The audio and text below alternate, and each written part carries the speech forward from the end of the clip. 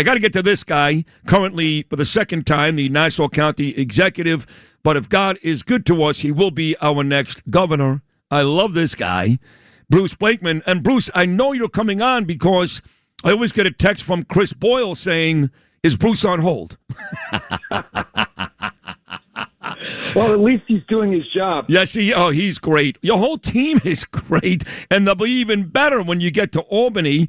Did you hear the show earlier? I had Jay Wright on, the former coach at Hofstra.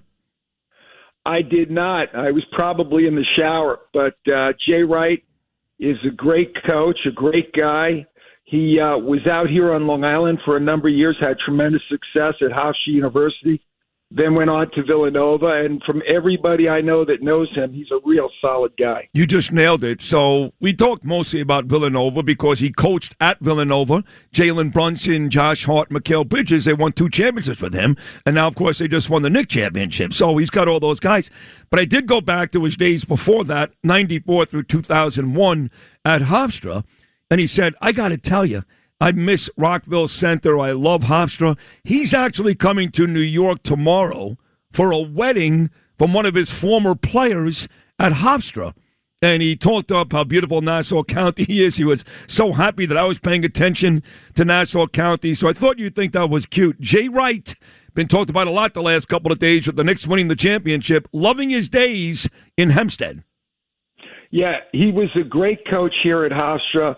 He was a great corporate citizen, and we were all sad when he went to Villanova, but he accomplished so much at Villanova, winning a championship, and he'll go down in history as one of the great coaches of all time, right up there with Bobby Knight and Dean Smith and the others. You're right. No, he is. In fact, he did make the Hall of Fame in 2021. He won 2 championships at Villanova, 4 Final Fours, so Bruce Blakeman all over it. I don't think Kathy Hochul knows any of that. Here is a tweet from Kathy Hochul from a couple of days ago.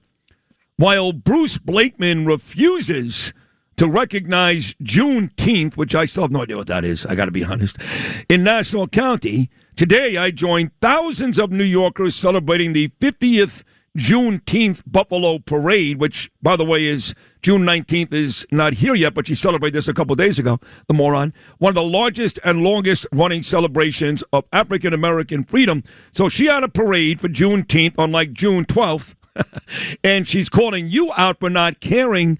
No, I don't care, but I never heard you say that, ever. No, listen, Juneteenth is an historic moment in American history. It happened in Texas. It was a time when the cessation of slavery begun at that point. And I have nothing against celebrating Juneteenth. As a matter of fact, I usually participate in Juneteenth ceremonies. But my union, the CSEA, wants to backdoor their way into another paid holiday. And we have 13 paid holidays now. Most of the counties in New York State have only 13 paid holidays, and he wants to try and get another paid holiday. And I said, no. I said, if you want Juneteenth as a paid holiday, you got to give me back another one. And he doesn't want to give back the Friday after Thanksgiving, so I guess it's not that important, Juneteenth, to our labor leader, Chris Callender, who is very disingenuous. So, no, I've said, look, I'll give Juneteenth as a paid holiday, but give me back one. I love that. Well, how about we stop referring to Columbus Day as Indigenous People Day? Nothing against Indigenous people. We got holidays for all this stuff. Make another one. I don't care. But why does it have to be on the same day as Columbus Day? You know, Mamdani actually walked past a Christopher Columbus statue and gave it the finger. So we talk about Mamdani hates the Jews, no doubt about that. Mamdani hates the Catholics. He didn't even go to Ronald Hicks' installation when he replaced Cardinal Dolan. He walked past a Columbus statue and gave it the finger. How do you think Italians feel about Mamdani today? Well, every time I go to the Knights of Columbus, I tell them, so long as I'm county executive and when I become governor, nobody will take down a Christopher Columbus statue while I'm in charge. That's number one. Number two, Mamdani, he dissed the Puerto Rican people. In past years, every mayor has hosted a breakfast on the Saturday before the Puerto Rican Day parade, and Mamdani canceled it. So you know what I did, Sid? I hosted it. Oh, you did? I hosted it in New York City, and we had pastors from Hispanic and Latino communities come out. We had community leaders. We had political leaders. We had a great Puerto Rican band, and we celebrated that holiday and that appreciation of the Puerto Rican people. It's as if Mamdani is giving the finger not only to Christopher Columbus, but to Jews and now to Puerto Ricans. I know. And Catholics. I don't know what that's all about. And he's such a phony because he did show up at the parade and he's out there. Remember last year he was dancing with AOC. But I know, you know how I gauge the Puerto Rican community? From Ruben Diaz Jr., I swear to God. And he loves you. He loves you, and he can't stand Mamdani. So Mamdani thinks you show up at the parade and you smile and you do a little salsa with AOC, and the people love you. But as you pointed out, he screwed over the Puerto Ricans. But once again, Bruce Blakeman was there to run to the rescue. I also heard this week that Hochul came out with those budget numbers, and she wasn't being very honest, that the numbers are actually much higher than what she is saying to the public. I know you know about that. $9 billion higher. Jeez. She's giving more money to illegal migrants, free housing, free food, free transportation, a free cell phone. She's giving more benefits to illegal migrants than she is to New Yorkers who pay taxes every day.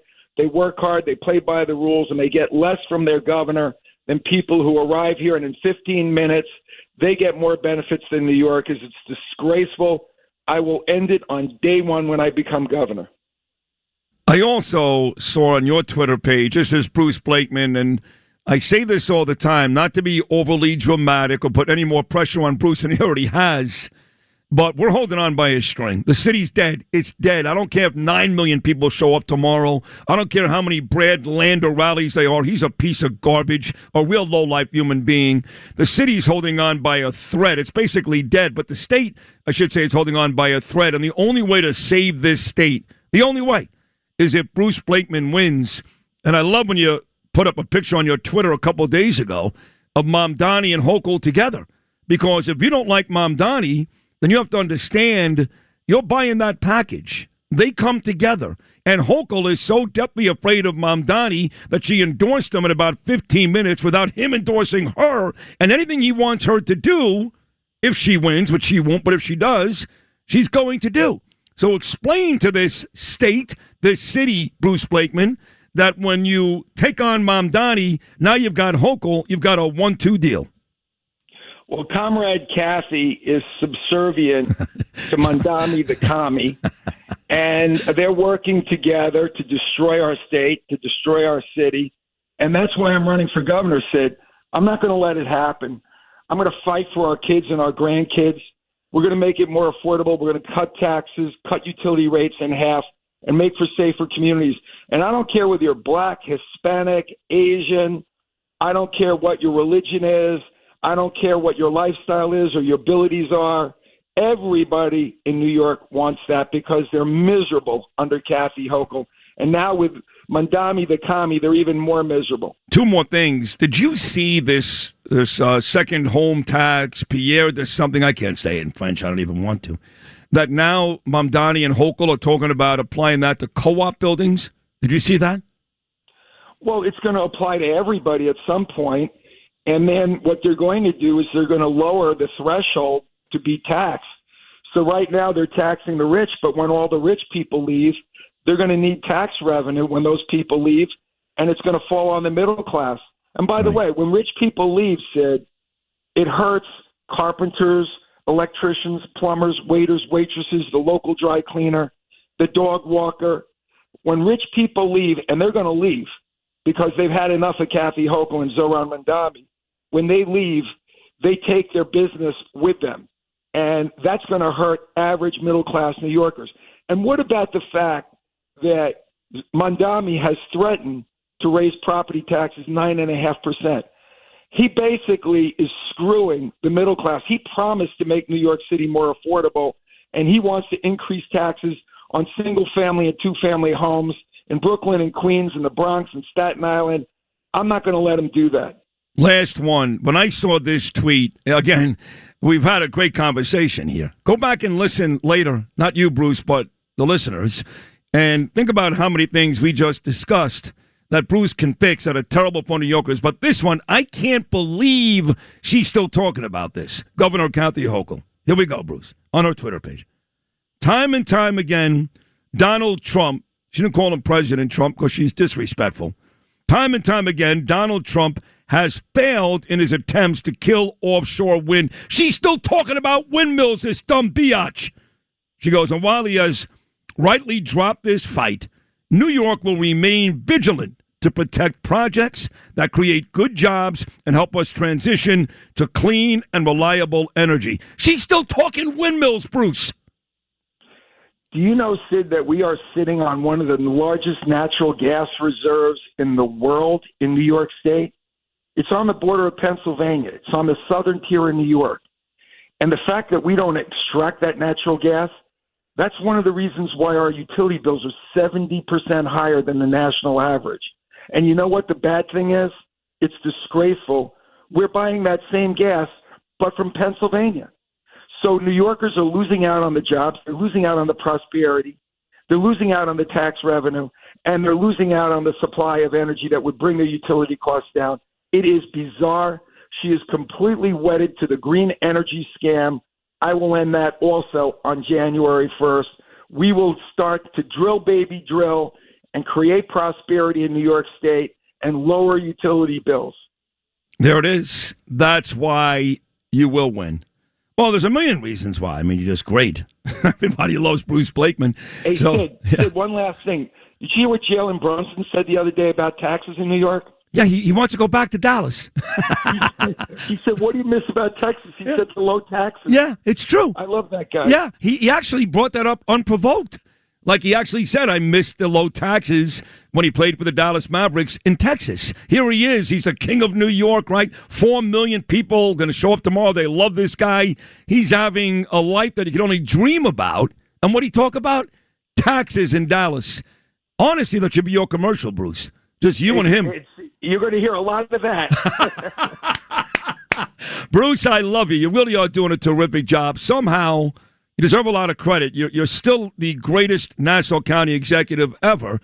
And at the same time, you're all over this state, everywhere. Rochester, Syracuse, Utica, Buffalo. You were in Buffalo a couple days ago. So juggling that important job in Nassau County and running this great campaign, I give you a lot of credit, Bruce Blakeman. You're an amazing guy. You got a lot of strength like your friend Trump. So congratulations.